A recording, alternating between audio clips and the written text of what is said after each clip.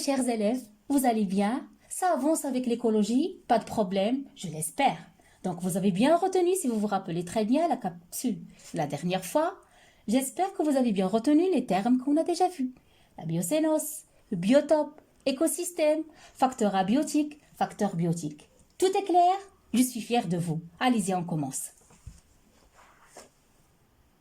Aujourd'hui, on va revoir la définition de l'écologie.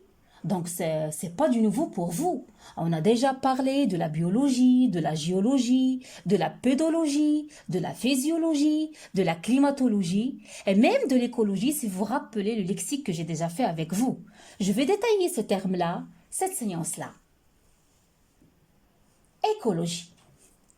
C'est quoi écologie? Effectivement, c'est une science. C'est la science qui étudie les milieux, la awsat, et les conditions d'existence des êtres vivants. C'est-à-dire, علم يهتم بدراسة الأوساط الطبيعية وشروط ظروف عيش الكائنات الحية. Ainsi, les rapports, les علاقات qui s'établissent entre eux et leur environnement. Vous devez retenir ça, s'il vous plaît, que l'écologie, elle vise à étudier les relations entre êtres vivants et aussi les relations entre l'être vivant et leur environnement et leur milieu de vie et leur biotope. C'est clair. Ce mot écologie, mes chers élèves, mes chers abonnés, il a été défini par le biologiste allemand Ernst Haeckel en 1866 comme la science des relations des organismes avec le monde environnant. D'où il vient ce mot-là? Ses origines, c'est où?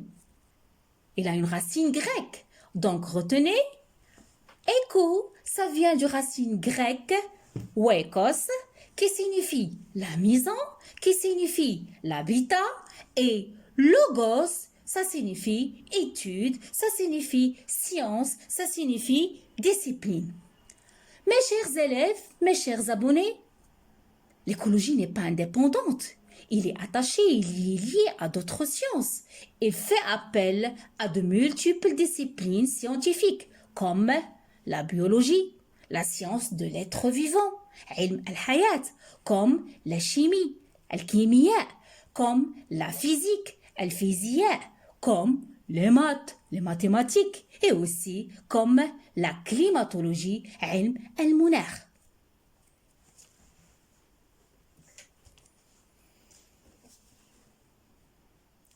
Le chapitre 1, on va commencer notre chapitre 1, mes chers élèves, mes chers abonnés, technique d'étude au cours d'une sortie écologique. Apprenez l'habitude, mes chers élèves, que chaque chapitre, on va le commencer par une problématique, c'est-à-dire un problème. Et si on a un problème dans la vie, on va essayer de le résoudre, c'est-à-dire on va essayer de trouver des solutions. Ça, c'est dans le côté de la vie. Mais ici, en notre matière scientifique, problématique, on va poser un problème, on va poser des questions qu'on va essayer de trouver les réponses. Regardez, une mer, une forêt, un lac, une vallée, c'est quoi ça? Ce sont des milieux naturels, awsat tabi'iyya. Ils abritent différentes espèces animales et végétales adaptées au milieu.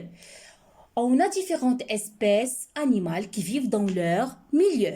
Pour mieux explorer au mieux les caractéristiques de ces milieux, on a recours à la sortie écologique. Donc, je vais vous présenter maintenant certains documents et à partir de ces documents-là, on va poser des questions. Comme vous voyez, j'ai choisi 3 documents. Une forêt, c'est le milieu forestier, c'est très beau. La mer, ça vous donne envie de nager, oui ou non? Une vallée, faire une parade en la montagne, c'est très beau, c'est très joli. Donc, ça, ce sont des milieux naturels. Quelles sont les questions qu'on peut poser, mes chers élèves? Problématique. Donc, parmi les questions qu'on va traiter, quelles sont les techniques de terrain adaptées lors d'une sortie écologique? Parce que lorsqu'on veut faire une sortie écologique, il y en a certaines techniques qu'on doit adapter. Quelles sont ces techniques-là? La deuxième question, quels sont les outils utilisés pour bien explorer un milieu? Mes chers élèves, lorsque vous voulez faire un pique-nique dans la forêt, vous ramenez avec vous du matériel pour faire un beau pique-nique. C'est de la même manière. Lorsqu'on va faire une sortie écologique, il va nous falloir certains instruments, certains outils. Mais quels sont ces outils-là qu'on va utiliser qui vont nous aider à bien explorer notre milieu? Autre question, quel est le but de la sortie écologique? Quel est l'objectif de la sortie écologique? Pourquoi nous, on a recours à cette sortie écologique? Quatrième question, quelles sont les informations qui peuvent être dégagées? Là, il manque un petit... oui, quelles sont les informations qui peuvent être dégagées de l'étude des terrains? Pourquoi on va faire cette sortie écologique? Quelles sont les informations؟ ما هي المعلومات التي سنقوم باستخراجها من الخرجة الإيكولوجية؟ ثم, à la fin, mes chers élèves, je vais terminer par ma question. Quelles sont les étapes de l'étude de terrain?